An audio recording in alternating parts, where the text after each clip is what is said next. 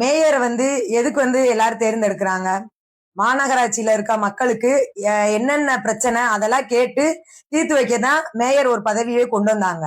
இங்க என்னடானா ஒரு மேயர் என்ன பண்றாங்க, இந்த பிரியா மேடம் என்ன பண்றாங்கன்னா ரிப்பன் கட் பண்ணதுக்கெல்லாம் மூஞ்சியை தூக்கிட்டு சண்டையை போட்டு தெரியுறாங்க.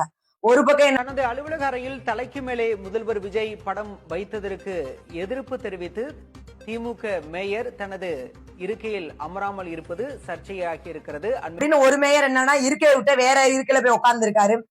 போட்டோ வச்சதுக்கே இருக்கையை விட்டு வேற இருக்கையில உட்கார்ந்து இருக்கிறவரு ஏன் நாளைக்கு முதல்வர் விஜய் சந்திச்சாருன்னா வேலையை ராஜினாமா பண்ணிட்டு போயிருவாரா? இன்னொரு பக்கம் என்னடா இன்னொரு மேயர் என்னன்னா ஸ்டாலின் போட்டோ இருக்கணும் அப்படின்றாங்க. அப்படி எல்லாரும் தலைவர் போட்டோ இருக்கணும்னா நீங்க ப்ராப்பரா கொண்டு வாங்க.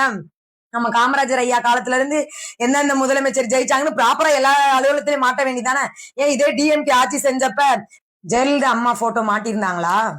அதெல்லாம் எடுத்துட்டு இப்ப இருக்க முதலமைச்சர் போட்டோ மட்டும் தானே மாட்டிருந்தாங்க டிஎம்கேல இருக்கப்ப. அதே மாதிரி இப்ப விஜயனா மட்டும் தானே முதலமைச்சர் ஆயிருக்காரு. இப்ப அவரு போட்டோ தானே எல்லா அலுவலகத்திலும் இருக்கணும். இது மட்டும் என்ன புது ரூல்ஸா?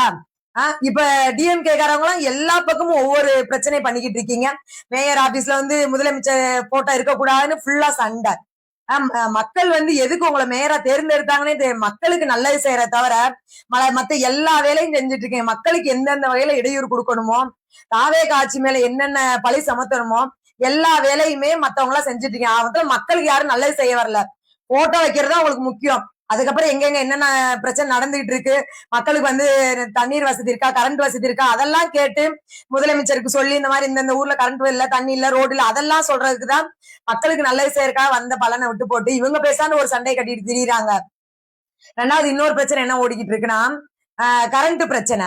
ஏங்க கரண்ட் பிரச்சனைக்கு பீஸ் கட்டை எப்படின்னு போறாங்க. இப்ப திருட்டு கும்பல் கைது பண்ணியிருக்காங்க. இப்படி எல்லாம் தாவேக ஆட்சி மேல வதந்திகளை பரப்பணுன்றதுக்காக பீஸ் கட்டை எப்படின்னு போய் ஒவ்வொரு ஊர்லயும் கரண்ட் இல்லாம அது காரணம் தாவேக ஆட்சி அமைந்தனாலதான் கரண்ட் இல்லை அப்படின்னு இப்போ ஒரு அவதூறு பரப்பிக்கிட்டு இருக்காங்க. ஒவ்வொரு பிரச்சனையை எடுத்து பார்த்தா 467 கோடி 357 கோடி தான் ஊழல் பண்ணி வச்சிருக்காங்க. நொழிஞ்சு யாருமே ₹1 ₹2 ஊழல் பண்ணல. மக்கள் கொஞ்சமா விழித்தெருங்கள். விஜயண்ணா ஆட்சிக்கு 1 மாசம் ஆக போகுது. 1 மாசத்துல அவர்னால என்ன வேலைகளை திறமையா செய்ய முடியுமோ அந்த மாதிரி மக்களுக்கு நல்லாட்சி மட்டும்தான் கொடுத்துக்கிட்டு இருக்காரு. உண்மையான விஷயங்கள் எல்லாமே கண்டிப்பா நடந்துகிட்டு தான் இருக்கு. அதை எந்த சோசியல் மீடியாவும் எடுத்து போடுறது இல்ல. ஏன்னா முக்காவாசி நியூஸ் சேனலுமே இன்னும் திமுக காரவங்க தான்.